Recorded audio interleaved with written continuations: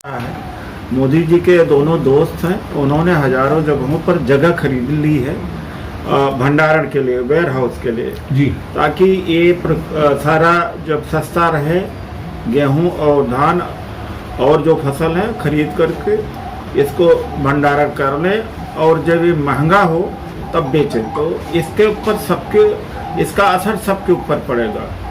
एक तो एपीएमसी खत्म होंगी, सेंट्रल वेयर हाउस कारपोरेशन खत्म होगा, जो गवर्नमेंट सेक्टर है पीएसयूज है वो भी खत्म होगा और आम जनता को अनाज जो है महंगा मिलेगा और गरीब की मार होगी। गरीबों में सबसे ज़्यादा महिलाएं, दलित, आदिवासी हैं। तो यह इनकी जो मांग है निजीकरण के खिलाफ है और हम इनके सहमत हैं। एपीएमसी पूरे देश में विकसित होना चाहिए, अभी केवल पंजाब और हरियाणा में ही है और न्यूनतम समर्थन मूल्य इनका देना चाहिए। कानून बनाना चाहिए। सरकार जो है कानून बनाना नहीं चाहती है और गलत है। और जो एसेंशियल कमोडिटीज एक्ट है जिसमें रिस्ट्रिक्शन है कि एक सीमा के बाद आप भंडारण नहीं कर सकते, लेकिन अब सीमा हट गई।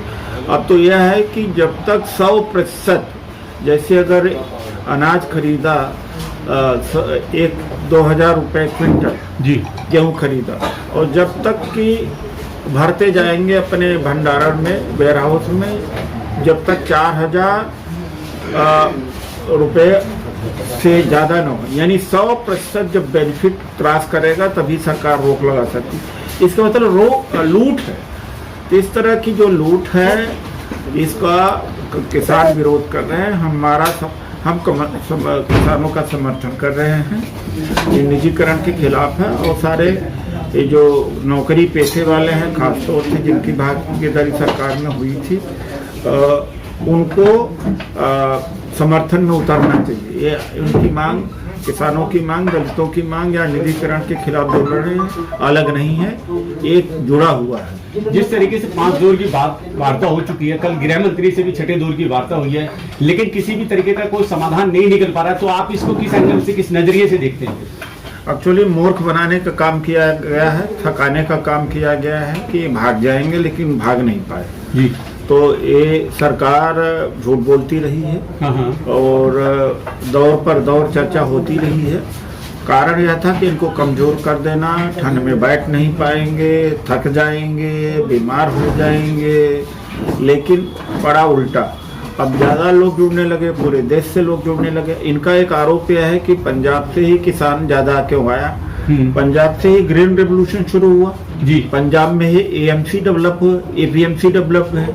पंजाब का ही सबसे 88% गेहूं पंजाब में पब्लिक प्रोक्योरमेंट से होता है और 70% धान होता है। तो पंजाब के किसान जानते हैं कि एपीएमसी का क्या मतलब जी। तो उनको फायदा मिला है, वो आगे हैं, तो अगुवाई उन्होंने किया है, तो कोई गलत बात तो है नहीं। और उसके बाद में धीरे धीरे पूरे देश के किसान जुटने लगे। अगर पूरे देश के किसानों का समर्थन न होता तो शायद इनके साथ में मारपीट करते। पहले इनको बदनाम करने की कोशिश किया, पहले कहा खालिस्तानी इसके पीछे है, फिर पाकिस्तानी बताया। अब हरियाणा के मंत्री ने कहा कि चीन इसके पीछे है, पाकिस्तान इसके पीछे है। तो इस तरह से बदनाम करना, जैसे दलित आंदोलन को और जेएनयू के जो छात्र अपनी उचित मांग लेकर के लड़ रहे थे उनको बदनाम कर दिया, नाम दे दिया कि टुकड़े टुकड़े गए। इसी तरीके से जामिया के जो शाहीन बाग के लोग सीएनआरसी के खिलाफ में संघर्ष कर रहे थे तो उनको आईएसआई एजेंट और उन्होंने कश्मीरी समर्थक बना दिया उनको।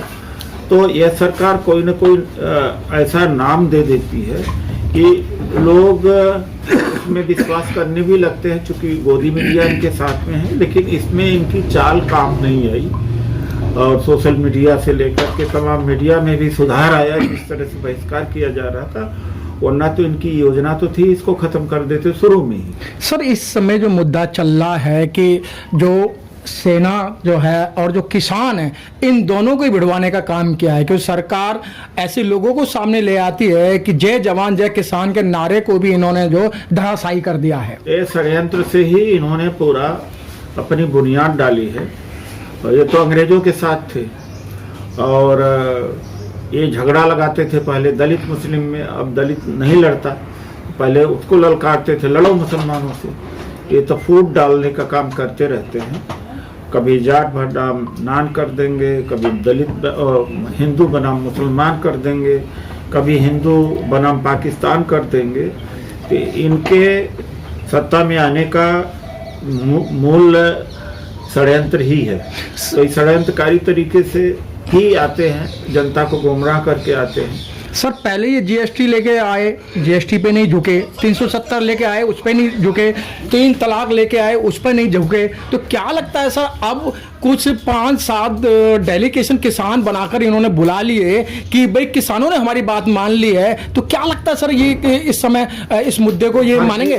फर्जी किसान नेता थे, इस मामले में इनको झुकना पड़ेगा, क्योंकि वहाँ पर चाहे 370 था हिंदू मुस्लिम का झगड़ा लगा देते हैं तो वहाँ काम चला लेते हैं। CNRC में हिंदू मुस्लिम कर दिया और GST केवल व्यापारियों से संबंधित रहा। लेकिन यह मुद्दा लगभग 62 करोड़ किसानों से संबंधित है, तो संख्या बहुत भारी है और हर जाति बिरादरी के लोग हैं इसमें। तो झुकी तो हैं, लेकिन अडानी अंबानी का जो दबाव ज़्यादा है, जैसे अडानी ने जगह जगह पर ज़मीन खरीद लिया है आगे वेयर हाउस बनाने के लिए। तो क्योंकि उनके पैसे से, उनके समर्थन से, उनके मीडिया से ये चलते हैं, तो उधर का दबाव भारी दबाव है। तो किसानों का दबाव जब बढ़ेगा और बढ़ेगा तभी जाकर के बात को मानेंगे। सर प्रशासन समझाने की कोशिश कर रहा है, प्रशासन बार बार किसानों को अपना पेट दिखा रहा है कि अगर आप ऐसा आंदोलन करेंगे तो हम भूखे मरेंगे। लेकिन सर किसान जब अपना पेट दिखा रहा है, किसानों का साथ देने के लिए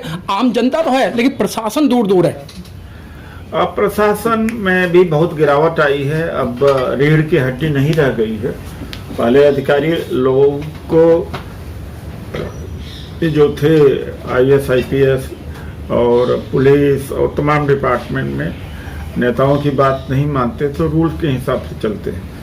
अब उसमें भी बहुत गिरावट आई है और पर्सनल फेवर के लिए, उनकी फाइलें दबने के लिए, और सुप्रीम कोर्ट में भी बहुत ज़्यादा गिरावट आई है। तो अब जो स्टील फ्रेम ब्यूरोक्रेसी कहते थे अब वो नहीं रही। तो अंदर अंदर से समर्थन है, लेकिन सही बात करने की हिम्मत प्रशासन में नहीं है।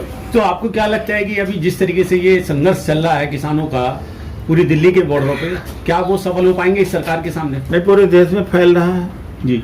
अभी तो जयपुर हाईवे बंद करेंगे 12 तारीख को, फिर 14 तारीख को पूरे देश में हर जिले पर मुख्यालय पर होगा धरना प्रदर्शन होगा। फिर टोल फ्री करेंगे, 12 को ही शायद टोल फ्री पूरा देश में किया जा रहा है। तो उनके जो एक्शन प्लान हैं बड़े ही प्रभावशाली हैं और सरकार को झुकना चाहिए। आपकी क्या अपनी अपील है, अपना क्या मत है देश की जनता के सामने की, क्या कहना चाहते हैं देश की जनता? पूरा जनता को समर्थन करना चाहिए। अडानी अंबानी से अगर बचना है तो सबको, उनका असर, पूंजीवाद का असर सबके ऊपर है। तो जब सबका शोषण के शिकार हैं तो क्या सबको इसमें सहयोग नहीं देना चाहिए? तो मैं अपील करता हूं कि सारे वर्ग का सहयोग इनको आए। चलिए ठीक है। Press the bell icon on the YouTube app and never miss another update.